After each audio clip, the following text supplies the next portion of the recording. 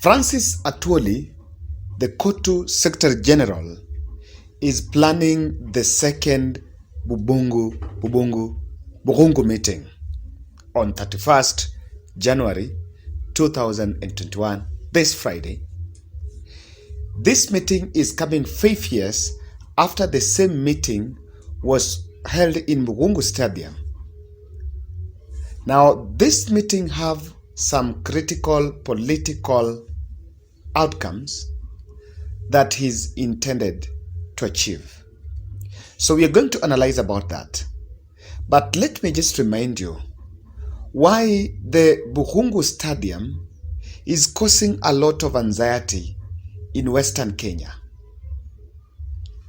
The first Bukhungu Stadium meeting that was held 5 years ago in the run-up to 2017 general election endorsed Musalia Mudavadi as the Luhyia spokesperson.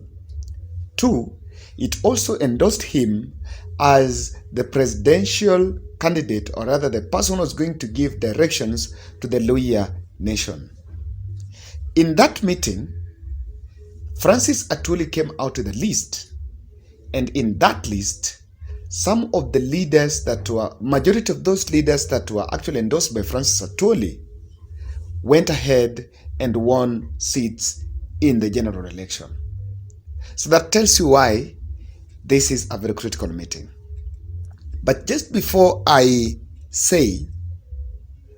discuss exactly why Mudavadi is skipping that event, I wanted to still expose, or rather to try to show you the two sides of Musalia Mudavadi.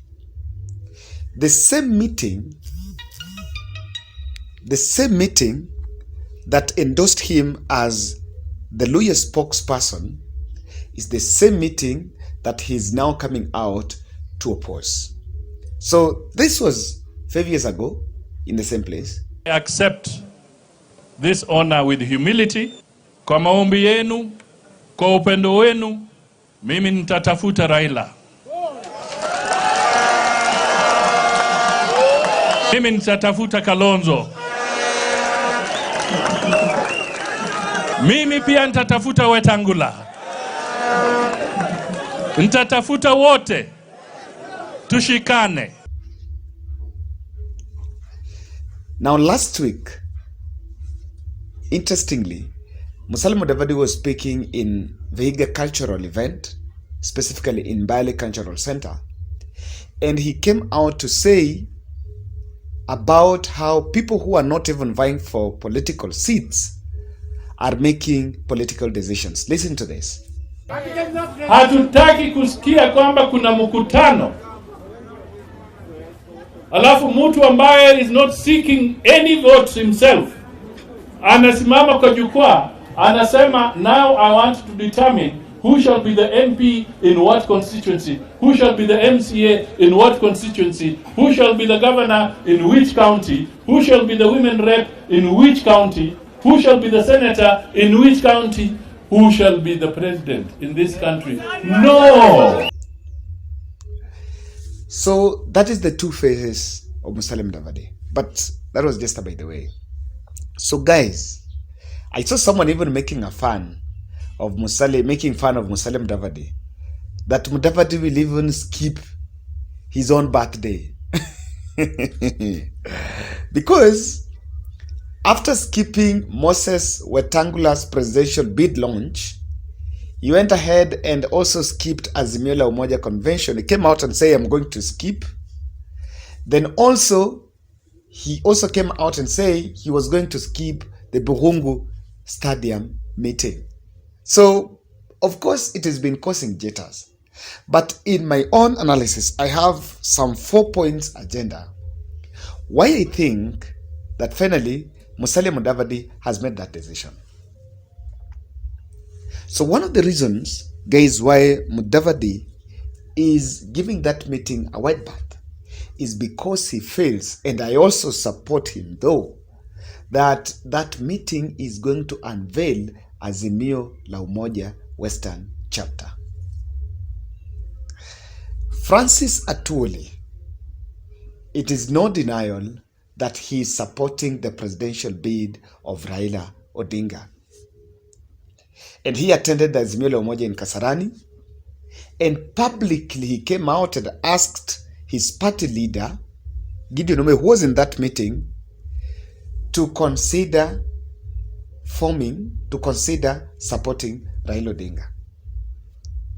So in that meeting, after that, Raila has been in a vacation in Mombasa and was also meeting some leaders there, Fransis Atwoli bringing in some other Western leaders. And they've been trying to form a team that can spearhead Azimio la Umoja campaigns in Western. So why is this causing anxiety on the other side? The reason is because the leaders who are going to spearhead Raila's campaigns in Western are defectors from Jubilee, ANC, and Ford Kenya. Very interesting political scenario here.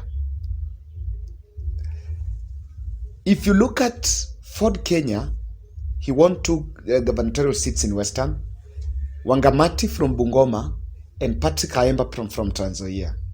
Wangamati have so far fell out with Moses Wetangula, and he seemed to be working with the new party that was formed by Eugene Wamalwa, and Eugene Wamalwa supports Raila Odinga, and seemed to be part of Azimio la Umoja. Actually, he is part of Azimio la Umoja. My intel also tells me that the former Budalangi MP, Ababu Namwamba, is also expected in Bukhungu. Now, these are defectors. Recently, too, after Cleophas Malala coming out publicly to say that he's going to block Raila Odinga to attend Bukhungu, Ayub Savula, who is also a key ally of Musalia Mudavadi, went directly to Atwoli's home and met Atwoli.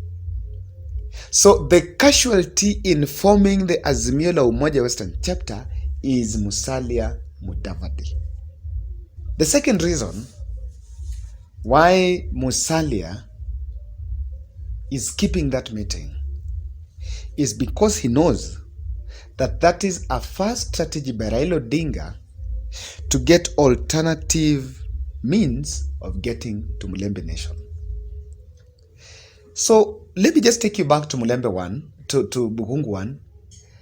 After Musalia Mudavadi was endorsed as the Luhyia spokesperson, and actually he's not been stripped off that position, maybe until this meeting,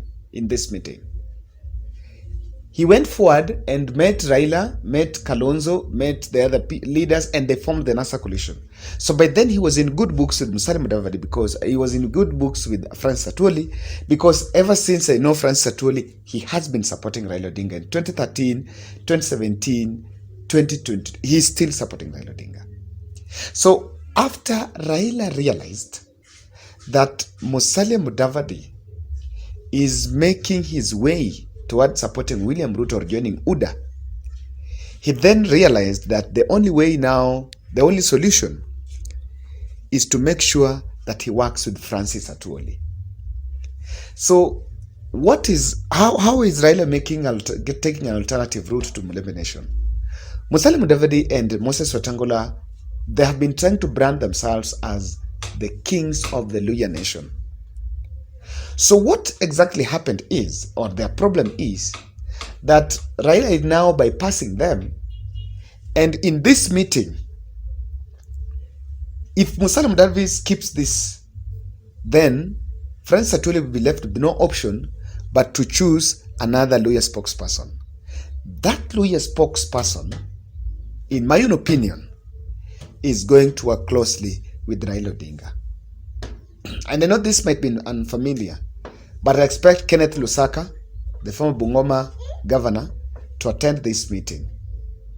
Another thing that you also expect in this meeting is that the leaders like Cyrus Jirongo is going to attend this meeting. So this other alternative means is going to rip off the grip of Musalia Mudavadi and is going to be subdued in the Western region. he might be left with no option but either to choose work with Raila or go to William Ruto. So that is one thing that is also here, that Raila is going to form another coalition with some other leaders in Western after Musalia Mudavadi fell out. I also think that Mudavadi is not attending because he knows very well that maybe Fransis Atwoli is going to replace him as the Luhyia spokesperson. Now, that can always be read, because when Fransis Atwoli visited the venue of that meeting in Bukhungu Stadium, he spoke vividly about Oka, saying that Oka is dead, so Oka is a snake that doesn't have a head and doesn't have a tail. And so he knows very well that Francis Atwoli seems not to be supporting him. So, and he has also, David also knows that Francis Atwoli is supporting Raila Odinga. And at that meeting, it is just one of those meetings that the only people who are dancing to the tune of Raila Odinga presidency are going to be allowed in. So, just that shame, he doesn't want to attend it. Lastly, Raila Odinga attendance. So, what Raila Odinga attendance is, why Raila Odinga attendance is scaring them, is because there's going to be that supremacy. Even if this meeting is in Bukhungu Wang Raila Odinga did not attend. So if this one Raila is attending because he has accepted the investigation, he has said that he has accepted the invitation, is going to attend. If this meeting Raila is going to attend, then if Musalia attends, then who speaks last? Who is going to be the most senior? Your guess can be as right as my guess, that Fransis Atwoli is going to give more limelight to Raila Amolo Odinga. And even the crowd, I think Mudavadi doesn't want this situation where the crowd is cheering Raila more while it is in his homeland, or rather in his region. So the fact that Raila Odinga is attending that meeting is also scaring away Musalia Mudavadi, because you also think that that might be an opportunity for Fransis Atwoli to even initiate a handshake between the two of them. And I think that was the initial plan, that if Mudavadi attends, then Atwoli was going to initiate a handshake between the two of them, so that he indicates and shows the people that they can still work together, or rather still wants them to work together. But I think that this is not still casted on stone. Even if Mudavadi doesn't attend, they can still work together with Raila Odinga. So, guys, that is my analysis of Bukhungu 2. Why I really think that they're going to skip it. Now, lastly, Musalia Mudavadi skipping that meeting is going to complicate his arithmetic. This is the thing. Some of these leaders from Western Kenya have been sponsored by by Francis Atwoli financially. So even them, some of them fear that if they don't go to that meeting, if they don't attend that meeting, then Francis Atwoli might finance their opponents and they might even lose those seats. So that is why, even if Musalia might really want that some of his NC members not attend, majority of them are going to attend. I understand that all the Western Kenya governors are going to attend that meeting. And the loser is going to Musalia, because if the governors attend, majority of senators attend, and maybe MCS and some MPs, it is also going to show the strength of Raila in Western Kenya without the input of Musalia and Moses Wetangula. So, guys, that is it. It's so interesting. Today, the political parties amendment bill is going to be discussed in Parliament, and so I will come back here with analysis on the outcome of that debate, and we believe that maybe it's going to be passed. So just make sure you subscribe to my channel as we divide on the political arena in this country. Thank you.